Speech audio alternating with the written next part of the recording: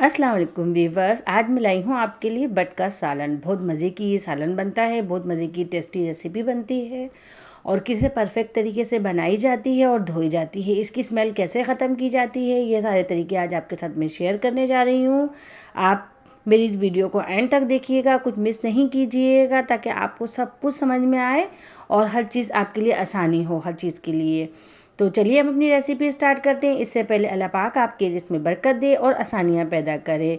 और अब तक आपने मेरे चैनल को सब्सक्राइब नहीं किया तो सब्सक्राइब कर दीजिए, बेल आइकन के बटन को ज़रूर प्रेस कर दीजिए ताकि आने वाली वीडियो का नोटिफिकेशन आपको मिल जाए। तो चलिए हम अपनी रेसिपी स्टार्ट करते हैं।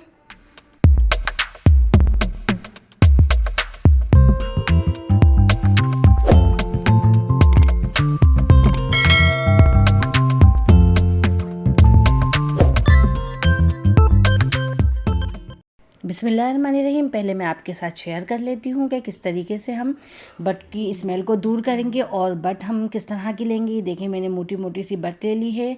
मैंने ये तकरीबन 2 किलो के करीब ली है ये बट मैंने। और आप भी ले लीजिएगा इस तरह से, पतली मोटी दोनों मिक्स हैं ये। लेकिन कोशिश कीजिएगा कि मोटी मोटी गांठी की तरह जो होती है वो उस तरह की बट ले लीजिए आप। अब मैं इसमें कुछ चीज़ें शामिल करूँगी, वो मैं आपको दिखाऊँगी, उससे स्मेल दूर होगी। 2 तरीके से हम इसको धोएंगे, दोनों तरह आपको देखने पड़ेंगे। नमक शामिल कर दिया है मैंने थोड़ा सा हाथ में लेके ऐसी, और सिरका शामिल कर रही हूँ। तकरीबन मैंने इसमें सिरका शामिल करा है आधा कप के करीब। और अब मैं इसको अच्छी तरीके से नमक और सिरके में मसल लूँगी, बहुत अच्छी तरीके से मसल लूँगी। बहुत सारे लोग इसलिए नहीं पकाते और इसलिए नहीं खाते कि इसकी स्मेल अजीब सी आती है। लेकिन आज जो मैं आपके साथ तरीका शेयर कर रही हूँ उससे देखिएगा कि बिल्कुल स्मेल इसकी ख़त्म हो जाती है और बहुत जायकेदार और बहुत टेस्टी रेसिपी ये तैयार होती है। अब मैं इसको बहुत अच्छी तरीके से हाथों से मसल के मिक्स करके और मैं फिर इसको थोड़ी देर रखूँगी। रखने के बाद मैं इसको वॉश कर लूँगी। वॉश करके मैंने इसको एक टोकरी में डाल दिया था ताकि इसका पानी सारा निकल जाए। अब मैंने इसको दोबारा बर्तन में डाल के और मैंने फ्लोर ले लिया है, आटा ले लिया है। किसी किस्म का भी ले सकते हैं, आपके पास कोई सा भी आटा होगा, कोई वो नहीं है। हम इसको बाद में वॉश कर देंगे और वो भी अच्छी तरीके से इसको बहुत अच्छी तरीके से मिक्स करना है। मिक्स करने के बाद आप चाहें तो सिरका और नमक लगा के थोड़ी देर छोड़ भी सकते हैं और फौरी भी धो सकते हैं, लेकिन छोड़ने से भी हाँ स्मेल इसकी बिल्कुल ख़त्म हो जाती है। बस मैं इसको भी हाथों में एक एक बोटी पे अच्छी तरीके से ये आटा लग जाना चाहिए। पहले मैंने बट को अच्छी तरीके से साफ़ कर लिया था, धो लिया था पहले, फिर मैंने इसको टोकरी में रखा था, फिर मैंने नमक और सिरके से धोया है। फिर अब मैं इसको किसी किस्म का भी फ्लोर ले लीजिए, उससे वॉश कर मैंने इसको अच्छी तरीके से धो लिया था, पूरा आटा निकाल दिया है मैंने इसका, बहुत अच्छी तरीके से मैंने इसको वॉश कर दिया है। अब मैं इसको एक तरीका और आपके साथ शेयर कर रही हूँ, वो स्मेल दूर करने का यही भी तरीका है। और मैं इसमें अब पानी शामिल कर दूँगी। एक मैंने इसको पतीली में शिफ्ट कर दिया था, अब मैं इसमें पानी शामिल कर रही हूँ। पानी कितना ले रही हूँ, खाली बस ये हल्की सी डूब जाए, क्योंकि इसका पानी मैंने बिल्कुल निकाल देना है, हटा देना है। लेकिन मैं आपको स्टेप बताऊँगी किस स्टेप पे। पहले इसको मैं अच्छी तरीके से बॉयल दे लूँगी। बॉयल आने के बाद फिर मैं इसका पानी हटा दूँगी, जो झाग आ जाते हैं वो सब निकाल दूँगी। ये देखें, इसमें बहुत अच्छी तरीके से बॉयल आ गया था खूब। और इस पे ये देखें झाग जिस तरीके से आ रहे हैं, ये आपको मैं दिखाती हूँ। ये बस मैंने हटा देने हैं झाग, ये पूरे मैंने निकाल देना है। अभी इसके साथ इसकी स्मेल भी निकल जाएगी और जो थोड़ी बहुत हल्की फुल्की कुछ भी गंदगी रह गई होगी वो भी हट जाएगी। बस मैं अब इसको पानी इसका फेंकने के बाद बाकी चीज़ें इसके अंदर शामिल करूँगी। पानी मैंने इसका निकाल दिया है बिल्कुल, और उसी पतीली में मैंने दोबारा इसको डाल दिया है। अब मैं इसमें बाकी मसाले शामिल करने जा रही हूँ, जो कि बहुत ज़्यादा टेस्टी बनाएंगे बट को। और बट के सालन का असली तरीका है ये बनाने का, ये मैं आपके साथ शेयर करने जा रही हूँ। मैंने 3 अदद बड़ी प्याज पीस ली है। प्याज को ब्लेंडर कर लिया है, आप स्लाइस करके भी डाल सकते हैं इसके अंदर, इससे ग्रेवी बहुत ज़बरदस्त बनती है। और क्योंकि हम गलाएंगे बट को तो फिर हम स्लाइस भी डाल सकते हैं। नमक ले लिया है मैंने इसमें, छोटे चाय का चम्मच मैंने नमक ले लिया है।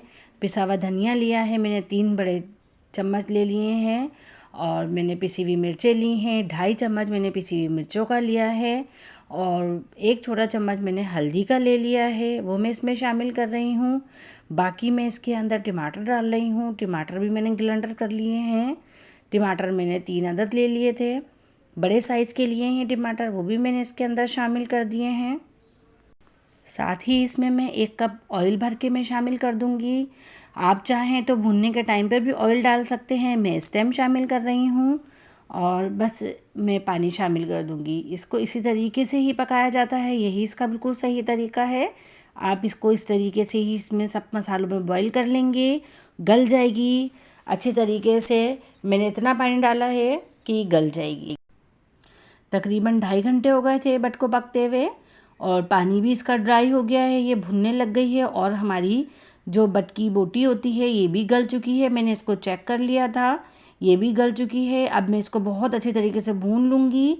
इसका भूनना ही असल जो है जायका होता है। इसको बहुत अच्छी तरीके से भुना जाता है। खूब भूनने के बाद जब तक ऑयल इसके ऊपर नहीं आ जाता हम इसको भूनते रहेंगे। ये देखिए मैंने चंद मिनट तक के इसको भून लिया था। ऑयल इसका काफ़ी हद तक सेपरेट हो चुका है, ऑयल दिख रहा है आपको।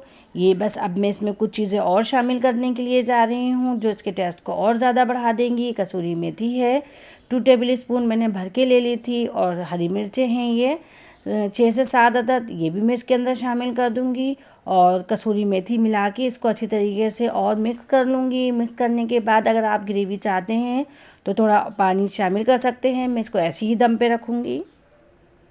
अल्हम्दुलिल्लाह हमारी रेसिपी बिल्कुल तैयार हो चुकी है। मैंने मिर्ची और कसूरी मेथी डाल के हल्के से बिल्कुल दम पे रख दिया था, बिल्कुल लो टू मीडियम फ्लेम पर। अब मैं इसमें हरा धनिया ऊपर से डाल रही हूँ।